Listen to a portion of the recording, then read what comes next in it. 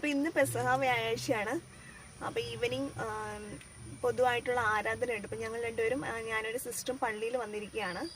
അതിനുശേഷം ഈവനിങ് രാത്രിയിലാണ് നമ്മൾ പെസഹ അപ്പമൊക്കെ മുറിക്കുക. ഇതാണ് ഞങ്ങളുടെ പള്ളി കേട്ടോ. എൻ്റെ സ്വന്തം ഇടവക പള്ളി ഇതാണ്.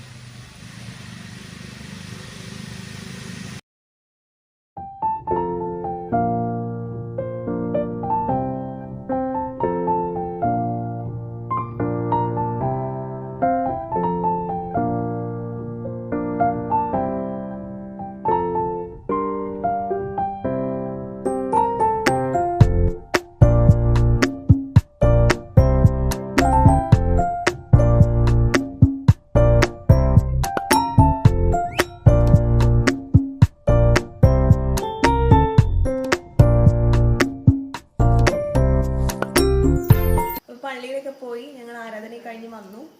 ഇനി അപ്പമുറിക്കൽ ശുശ്രൂഷയാണ്.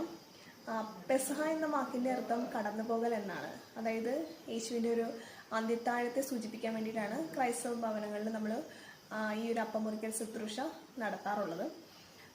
പിന്നെ അപ്പത്തെപ്പറ്റി പറയുകയാണെങ്കിൽ ഓരോ നാടുകളിൽ ഓരോ രീതിയിലായിരിക്കും അതിൻ്റെ പ്രിപ്പറേഷൻ നടക്കുക. മെയിനായിട്ടും അതിൻ്റെ ഇൻഗ്രീഡിയൻറ്റ് വരുന്നത് അരിയും ഉഴുന്നുമാണ്. അരി കൂടുതലും ഉഴുന്ന കുറച്ചുകൂടി കുറഞ്ഞിട്ടാണ് അതിൻ്റെ ഒരു പ്രപ്പോർഷൻ നിൽക്കുക. ഒരു 1:3 എന്നുള്ള പ്രപ്പോർഷനിലായിരിക്കും. പിന്നെ ഇത് പുളിപ്പില്ലാത്തൊരു അപ്പമാണ്. അതായത് നമ്മൾ സാധാരണ അപ്പത്തിനൊക്കെ ഉണ്ടാക്കുമ്പോൾ അത് പുളിച്ചിട്ടാണ് ഉപയോഗിക്കുക. ഇത് പുളിക്കാത്തൊരു കോമ്പിനേഷനാണ് നമ്മൾ ഇതിൽ കൊടുക്കുക. ഇവിടെ 3 രീതിയിലുള്ള ഒരു പ്രിപ്പറേഷനാണ് ഇത്തവണ ഞങ്ങൾ നടത്തിയിരിക്കുന്നത്. മെയിനായിട്ടും ഈ ഒരു കോമ്പിനേഷൻ അല്ലെങ്കിൽ ഈ ഒരു രീതിയിലുള്ള പ്രിപ്പറേഷൻ നമ്മൾ എറണാകുളം സ്റ്റൈലിൽ ചെയ്തിരിക്കുന്നതാണ്.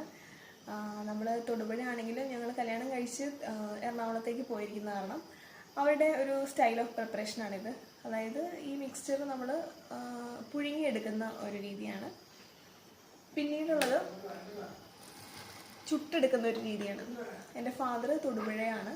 അപ്പോൾ തൊടുപുഴയിൽ എങ്ങനെയാണെന്ന് വെച്ച് കഴിഞ്ഞാൽ കുറച്ച് മഞ്ഞൾപ്പൊടി ഇടും. അത് നമ്മൾ ദോശക്കല്ലിൽ ചുട്ടെടുക്കുന്ന ഒരു രീതിയാണ്. ഇതുപോലെ അപ്പം ചുട്ടിട്ടാണ് എടുക്കുക. പിന്നെ ഏറ്റവും മെയിനായിട്ടും നമ്മൾ ഒരപ്പം കട്ട് ചെയ്യും. അതായത് വീട്ടിലെ മുതിർന്ന ഒരാൾ പ്രാർത്ഥിച്ചതിന് ശേഷം നമ്മളൊരു അപ്പം മുറിക്കുക പതിവുണ്ട്. ആ മുറിക്കുന്ന അപ്പത്തിൽ നമുക്ക് ഓശാന ഞായറാഴ്ച കിട്ടിയ ആ ഓല അത് നമ്മളിങ്ങനെ വെക്കും. ചുടാനോ അല്ലെങ്കിൽ പുഴുങ്ങുന്ന സമയത്ത് നമ്മളത് വെച്ചിട്ട് കുരിശാകൃതിയിൽ വെച്ചിട്ടാണ് ഈ അപ്പം മുറിക്കുക. ഇനി ഒരു രീതിയിലും കൂടി നമ്മൾ ചെയ്തിട്ടുണ്ട്. എൻ്റെ അമ്മ പാല ഏരിയയിൽ നിന്നാണ്. അപ്പോൾ അവിടെ എങ്ങനെയാണെന്ന് വെച്ച് കഴിഞ്ഞാൽ നമ്മൾ ഇലയുടെയൊക്കെ